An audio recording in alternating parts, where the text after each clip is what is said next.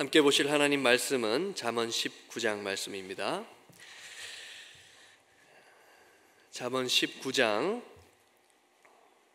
1절부터 3절 그리고 8절부터 11절까지 함께 읽도록 하겠습니다. 잠언 19장 1절부터 3절 8절부터 11절 제가 가진 성경으로 구약성경 931페이지에 있습니다. 네, 함께 교독하시겠습니다. 가난하여도 성실하게 행하는 자는 입술이 패역하고 미련한 자보다 나으니라. 지식 없는 소원은 선하지 못하고 발이 급한 사람은 잘못 가느니라. 사람이 미련함으로 자기 길을 굽게 하고 마음으로 여호와를 원망하느니라. 8절입니다. 지혜를 얻는 자는 자기 영혼을 사랑하고 명철을 지키는 자는 복을 얻느니라. 거짓 증인은 벌을 면하지 못할 것이요 거짓말을 뱉는 자는 망할 것이니라. 미련한 자가 사치하는 것이 적당하지 못하거늘 하물며 종이 방백을 다스림이냐. 함께 읽겠습니다. 노하기를 더디하는 것이 사람의 슬기요 허물을 용서하는 것이 자기의 영광이니라. 아멘. 우리 팬데믹이 우리의 일상을 덮친 지 1년을 훌쩍 지났는데 드디어 이제 끝이 다가오고 있는 것 같습니다. 우리가 자동차를 타고 터널을 지날 때가 있는데 그 끝이 언제인지 잘 알 수 없죠. 그런데 갑자기 빛이 보이기 시작하고 이내 터널이 끝이 나는 것을 볼 수 있는데요. 이와 마찬가지로 이 상황도 우리 예상과는 달리 아주 빨리 급변하고 있는 것 같습니다. 작년에 코로나가 시작되고 어느 정도 시간이 흘렀을 때 많은 사람들이 우리가 잃어버린 것들에 대해서 이야기를 했죠. 우리가 전에는 이 팬데믹 전에는 이런 것도 할 수 있었는데 이제는 하지 못한다 하면서 말이죠. 그런데 팬데믹이 길어지고 이 상황에 적응하고 살다 보니 그리고 이 팬데믹 상황이 아주 급박하게 변하다 보니까 이렇게 질문하게 되는 경우가 종종 있는 것 같습니다. 우리가 잃어버린 게 뭐였지? 우리가 팬데믹 전에 어떻게 살았지? 우리가 무엇을 어떻게 했지? 똑같이 잃어버린 것들에 대한 질문인데 이제는 우리가 잃어버린 것들이 무엇인지에서 떠올려야 하는 그런 재미있는 상황들이 많이 있다는 것이죠. 지난 주말이 메모리얼 데이 위켄드였습니다. 팬데믹이 터진 작년 3월 이후로 가장 많은 사람들이 비행기에 올랐고 여행을 떠났다고 하죠. 또 여기보다 상황이 좀 좋지 않은 한국에서는 무착륙 관광 비행이라고 해서 사람들이 해외여행을 하지 못하니까 비행기를 타고 출발해서 목적지에 착륙을 하지 않고 그 상공만 구경을 하고 다시 출발지로 돌아오는 그런 여행을 하기도 한다고 합니다. 그동안 우리가 잃어버리고 살았던 것이 참 많은데요. 그 중에서도 여행이 우리의 삶에 얼마나 중요한 부분이었는가. 또 자유롭게 여행을 하는 그날을 손꼽아 기다리는 사람들이 얼마나 많은가 하는 것을 생각해 보게 되는 것 같습니다. 여행이라는 말은 한자로 나그네려 그리고 단일행으로 이루어져 있습니다. 그러니까 나그네로 다닌다 하는 의미를 가지고 있다는 것이죠. 그래서 많은 사람들이 사실 우리가 살아가는 이 인생이 우리가 살아가는 이 삶이 여행이다 이렇게 말하곤 합니다. 왜냐하면 아무도 이 세상에 영원히 살지 않고 나그네로 살다가 죽게 되기 때문이죠. 그런데 우리 크리스천에게는 이 인생은 여행이다 하는 그 말이 더 맞는 말 같습니다. 왜냐하면 우리는 이 세상에 속한 사람들이 아니고 하늘나라에 속한 사람들이고 또 언젠가 돌아갈 본향이 있기 때문이죠. 여행이라는 말 외에도 우리가 흔히 쓰는 말 중에 성지를 방문하는 순례, 필그리미지라는 단어도 있습니다. 그래서 어떤 분들은 우리 인생이 순례길과 같다 하는 말씀을 하기도 하죠.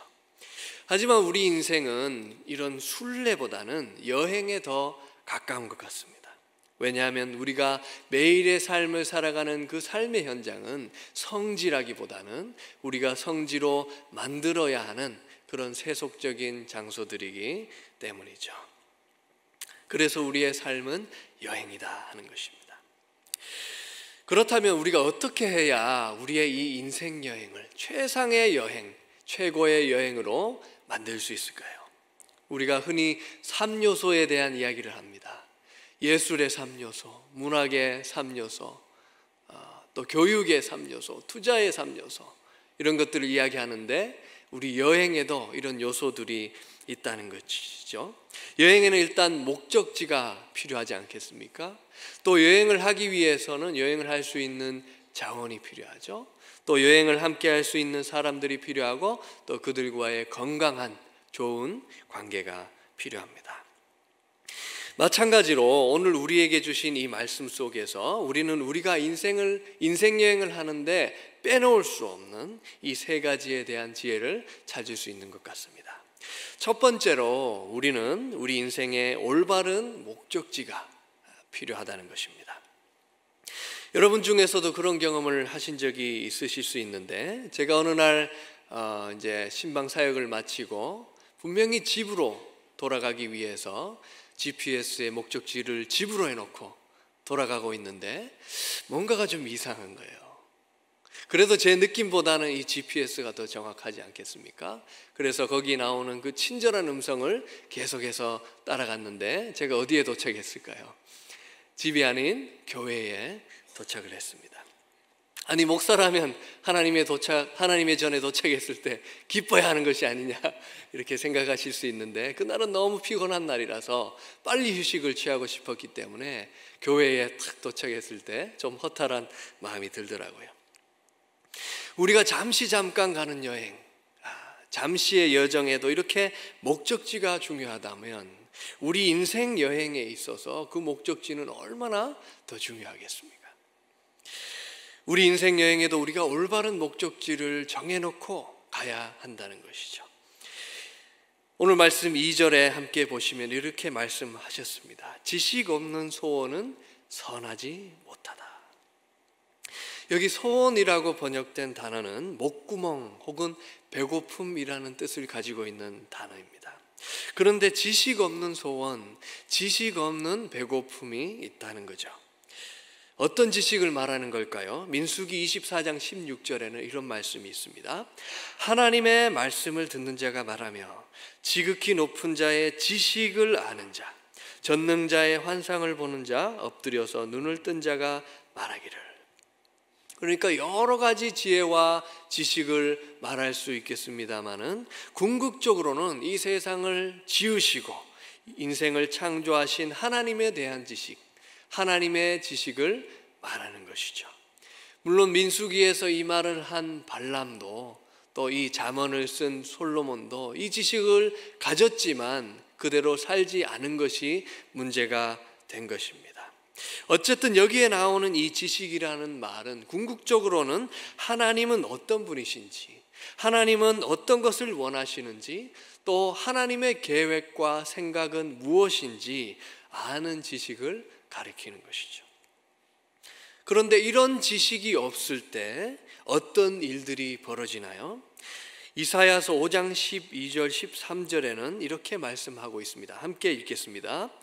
그들이 연회에는 수금과 비파와 소고와 피리와 포도주를 갖추었어도 여호와께서 행하시는 일에 관심을 두지 아니하며 그의 손으로 하신 일을 보지 아니하는도다. 그러므로 내 백성이 무지함으로 말미암아 사로잡힐 것이요 그들의 귀한 자는 굶주릴 것이요 무리는 목마를 것이라.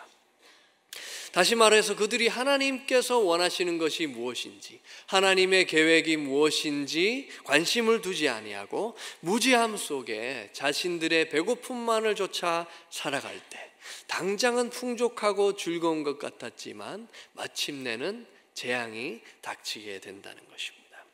그래서 오늘 1절에서 지식 없는 소원은 선하지 못하다, 하나님은 평가하시는 것이죠. 원래는 하나님께서 보시기에 좋게 굿하게 지음을 받았는데 하나님께서 원하시는 것이 무엇인가를 생각하는 대신에 자신의 무지한 배고픔을 쫓아간 인생, 그래서 하나님의 경고를 무시하고 선악과를 따먹고 멸망하게 된 그런 인생은 선하지 못하다, not good이라는 평가를 하나님께 받게 된다는 것이죠. 그런데 문제는 이런 지식 없는 소원, 이런 지식 없는 배고픔이 우리를 빨리 움직이도록 재촉한다는 것이죠. 다시 2절을 보시면 지식 없는 소원은 선하지 못하고 발이 급한 사람은 잘못 가느니라. 영어에도 haste makes waste라는 속담이 있습니다. 서두르면 일을 그르친다는 말이죠. 사자성어에도 발묘조장이라는 말이 있답니다. 그런데 이 사자성어의 기본이 아주 재밌습니다. 중국 송나라에 어리석은 한 농부가 있었는데 어느 날 자기가 심은 모내기 한 후에 자기가 심은 벼가 어느 정도 자랐는지 논에 나가보았는데 자기 논에 있는 그 벼가 다른 사람들의 논에 있는 그 벼보다 덜 자란 것 같이 느껴졌던 거예요. 그래서 이 사람이 국리 끝에 벼를 살짝 잡아 당겨보니까 그 벼가 어느 정도 길게 느껴졌단 말이죠. 그래서 자기 논에 있는 그 벼를 다 위로 조금씩 잡아 당겨 두었다는 것이죠. 그런데 그 소식을 들은 아들이 기겁을 하고 그 논에 달려갔을 때는 이미 늦었습니다. 그 벼가 말라 죽고 있었다는 것입니다. 마찬가지로 지식 없이 하나님이 원하시는 것이 무엇인지 생각하지 않고 무지한 배고픔에 재촉되어 살아가는 인생은 이렇게 잘못 갈 수밖에 없다는 것이죠. 그런데 이렇게 지식 없는 소원에 급하게 이끌려가서 마침내 재앙을 맛보게 되는 사람들이 하나님을 원망한다는 사실입니다. 3절입니다. 사람이 미련함으로 자기 길을 굽게 하고 마음으로 여호와를 원망하느니라. 자기의 미련함으로 자기 스스로의 길을 자기 스스로 망쳐놓고 오히려 하나님을 원망한다는 것이죠. 우리 주위에서 종종 이런 말을 듣게 되죠. 하나님이 살아계시다면 어떻게 이 세상에 이런 일이 생길 수가 있는가? 하나님이 살아계시다면, 하나님이 나를 사랑하신다면 어떻게 나의 삶에 이런 일이 벌어질 수 있겠는가? 하나님을 원망하게 되는 경우를 볼 수 있습니다. 하지만 우리가 정직하게 돌아본다면 그런 일들은 하나님 때문에 생긴 일이 아니죠. 오히려 우리 인간의 무지함 때문에, 인간의 미련함 때문에 생긴 일들이라는 것을 우리가 볼 수 있습니다. 그런데 많은 사람들이 자신을 탓하는 대신에 하나님을 원망한다는 것입니다. 그래서 우리가 이런 비참한 인생의 말로를 맞이하지 않기 위해서 지식 없는 소원에 이끌려 살아갈 것이 아니라 오히려 하나님은 어떤 분이신지, 하나님께서 나의 인생에 원하시는 것은 무엇인지, 하나님의 계획과 하나님의 그 뜻과 생각은 무엇인지 분별하며 살아가는 것을 우리 인생의 목적으로, 우리 여행의 목적을 두고 살아가야 한다는 것입니다. 두 번째로 우리는 인생 여행을 위한 자원이 필요합니다. 준비물이 필요하다는 것이죠. 사실 모든 여행에는 자원이 필요하죠. 여행까지 도착할 수 있는 교통편이 필요하고요. 또 여행 동안 우리가 먹을 양식과 물, 입을 의복이 필요합니다. 또 돈이 필요합니다. 또 즐겁고 안전하고 그런 여행을 위해서 판단력이 필요하고 지식이 필요하기도 하죠. 아무리 좋은 여행의 계획이 있고 아무리 좋은 여행의 목적지가 있다고 할지라도 이렇게 여행에 자원이 없다면 우리는 그 여행을 할 수 없을 것입니다. 마찬가지로 우리 인생 여행을 위해서도 필요한 자원이 참 많은데요. 그 중에서도 가장 중요한 자원, 이 잠언에서 이야기하는 우리가 이 인생 여행을 위해서 가장 필요한 자원은 무엇일까요? 첫 번째로 필요한 자원은 온전함입니다. 1절을 보시면 이렇게 말씀하고 있죠. 가난하여도 성실하게 행하는 자는, 원문에는 성실하게 걷는 자는 입술이 패역하고 미련한 자보다 나으니라. 여기서 성실하다 하는 말은 온전하다, 또 순전하다, 진실하다, 신실하다 하는 의미를 가지고 있습니다. 그리고 입술이 패역하다는 말은 입술이 굽었다 하는 뜻인데요, 거짓을 말하는 입술을 이야기하죠. 그러니까 가난해도 온전함과 진실함을 쫓아 살아가는 그 사람이 부를 축적하기 위해서 거짓을 일삼는 부자보다, 악한 부자보다 낫다는 것입니다. 그런데 우리가 반문할 수 있죠. 온전하고 진실하고 신실한 것이 밥 먹여주지는 않잖아요. 조금 덜 온전해도, 조금 덜 신실해도 부자로 살아가는 삶이 조금 더 현실적으로 좋은 삶 아닌가. 우리가 입 밖으로 그런 말을 하지는 않지만 우리 마음속에서 저절로 그런 의문이 생기죠. 그런데 잠언의 대답은 NO라는 것입니다. 실제적으로, 현실적으로 그게 더 좋은 삶이 아니라는 것이죠. 왜 그렇습니까? 잠언 11장 20절에 이렇게 말씀합니다. 마음이 굽은 자는 여호와께 미움을 받는다는 것이죠. 또 17장 20절을 보시면 마음이 굽은 자는 복을 얻지 못하고 혀가 패역한 자는 재앙에 빠지느니라.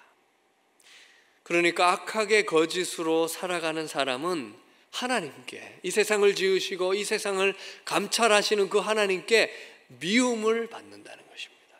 뿐만 아니라 마침내 재앙에 빠질 수밖에 없다는 것이죠. 그렇기 때문에 그 악한 부자의 삶보다 가난하더라도 온전한 삶이 더 낫다는 것입니다. 시편 73편에는 이렇게 악한 부자들이 잘 사는 것 같아서 시험에 들 뻔하였던 시편 기자의 고백이 등장합니다. 시편 73편 2절 3절을 보시면 이렇게 말씀하죠. 나의 걸음이 미끄러질 뻔하였으니 이는 내가 악인의 형통함을 보고 오만한 자를 질투하였음이로다. 또 12절 13절을 보시면 볼지어다 이들은 악인들이라도 항상 평안하고 재물은 더욱 불어나도다. 내가 내 마음을 깨끗하게 하며 내 손을 씻어 무죄하다 한 것이 실로 헛되도다. 그런 것이 밥 먹여주지 않더라는 것이죠. 그런데 17절 19절 보시면 하나님의 성소에 들어갈 때에야 그들의 종말을 내가 깨달았나이다. 주께서 참으로 그들을 미끄러운 곳에 두시며 파멸에 던지시니 그들이 어찌하여 그리 갑자기 황폐되었는가. 그러니까 자신의 이익을 위해서 거짓으로 부를 축적하는 사람들이 당장은 떵떵거리고 잘 사는 것 같지만 이렇게 마침내는 멸망하게 되어 있다는 것이죠.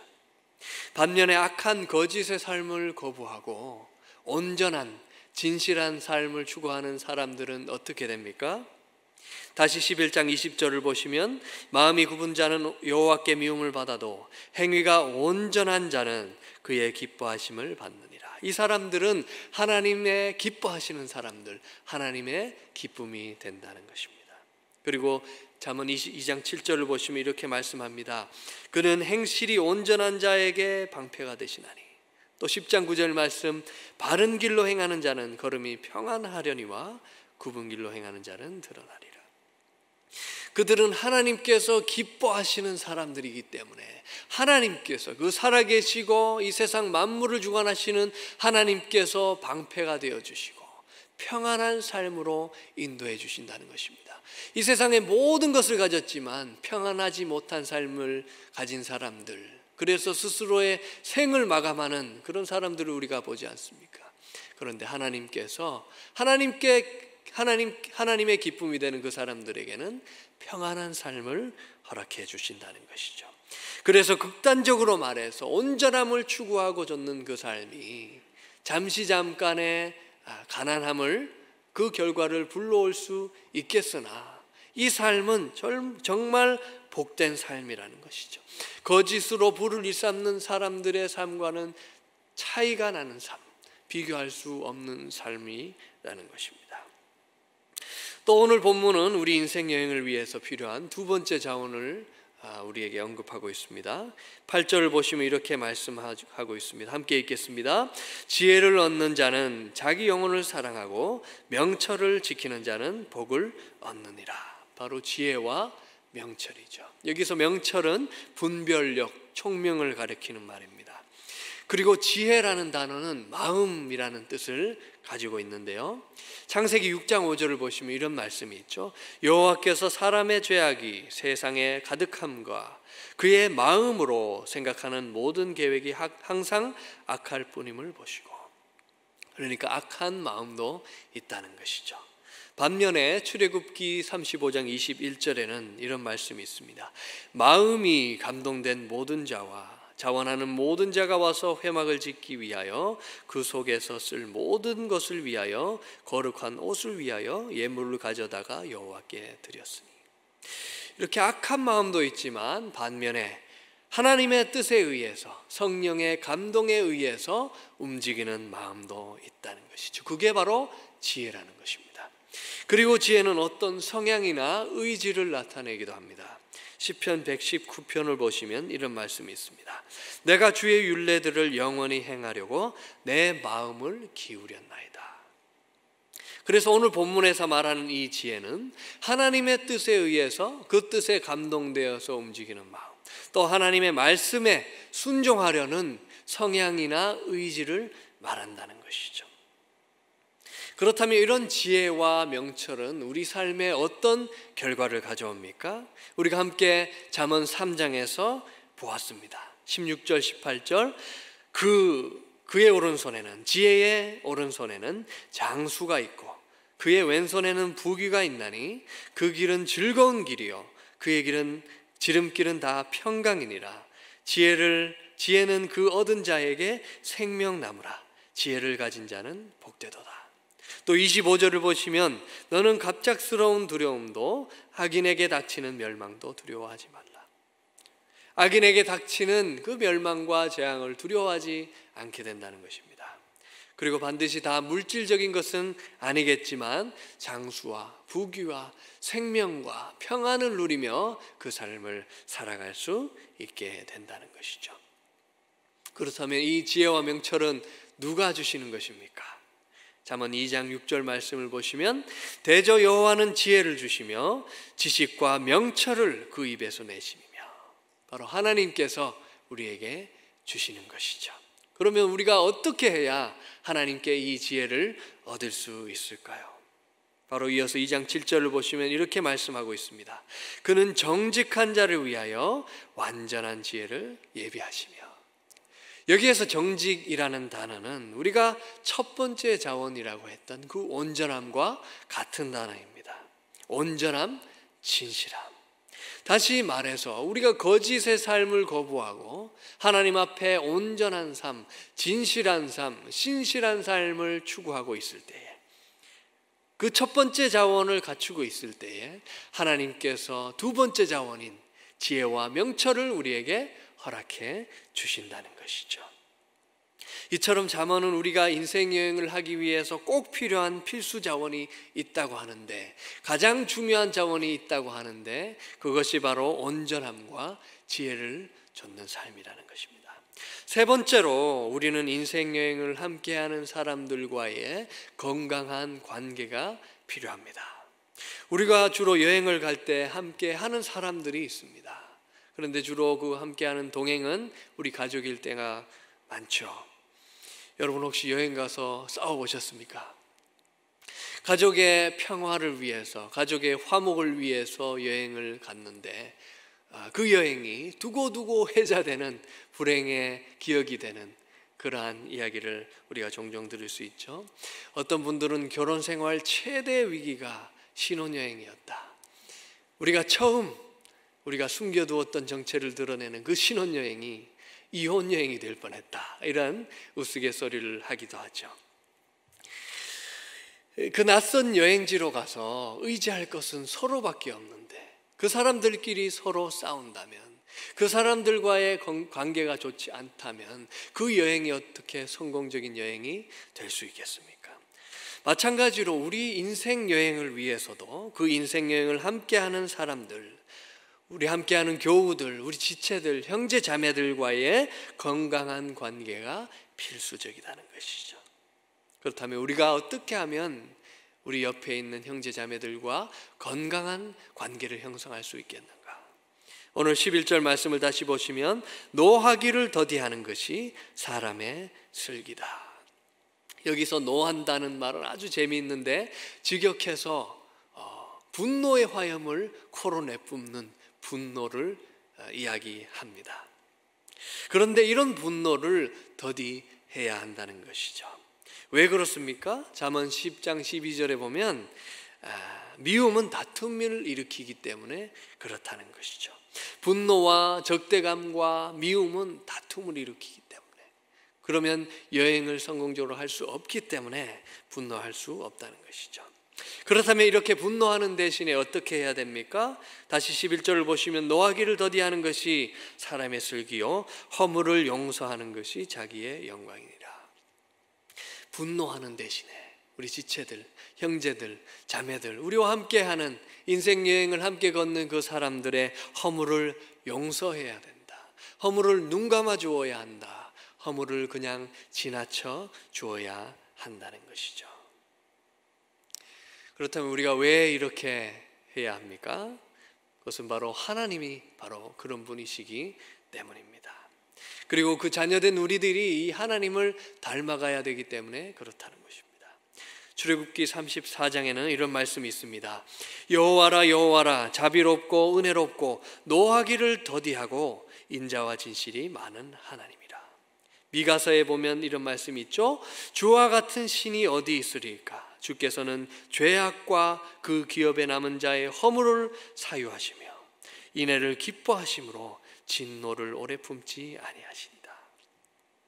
하나님께서 노하기를 더디하시고 허물을 용서하시는 자비와 인자의 하나님이기 때문에, 그리고 바로 우리가 그 하나님의 인자와 은혜를 입은 사람들이기 때문에 우리도 하나님을 닮아서 분노 대신 용서하고 하나님의 사랑을, 하나님의 자비를 베푸는 삶을 살아야 하고 추구한다는 것입니다.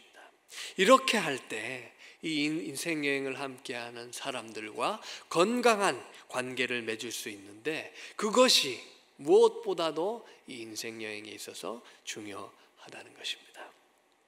그래서 오늘 본문은 우리 인생 여행의 목적이 하나님의 뜻을 따라 사는 삶이라는 것, 또 이 여행을 할 수 있는 자원이 하나님께서 기뻐하시는 온전함과 지혜라는 사실, 그리고 이 인생 여행을 함께하는 사람들과의 건강한 관계, 그들을 용서하고 사랑하는 것이 무엇보다도 중요하다는 것을 우리에게 보여주고 있습니다. 여러분, 우리가 여행을 할 때, 특히 패키지 여행을 하게 되면 우리를 안내하는 가이드가 있죠. 우리가 꼭 가보아야 하는 것은 어디인지, 그 나라에 대한 지식과 배경과 여러 가지 정보들을 제공해 줄 뿐만 아니라 말벗도 되어주고 통역도 해주고 또 우리를 안전한 길로 인도해 주는 것이 바로 그 가이드입니다. 그래서 사람들은 제대로 된 가이드를 만나야 제대로 된 여행을 할 수 있다, 이렇게 말하곤 합니다. 저도 오래전에 이런 여행을 간 적이 있었는데요, 참 재미있는 사실은 이 여행에서 가장 기억에 남는 것이 그 나라의 어떤 관광지나 유적지가 아니라 바로 이 여행을 인도해 주었던 우리 가이드였습니다. 그 나라에 대해서 얼마나 잘 알고 있는지, 이분이 말하기 시작하면 시간 가는지 모르고 그 이야기를 들었던 기억이 있습니다.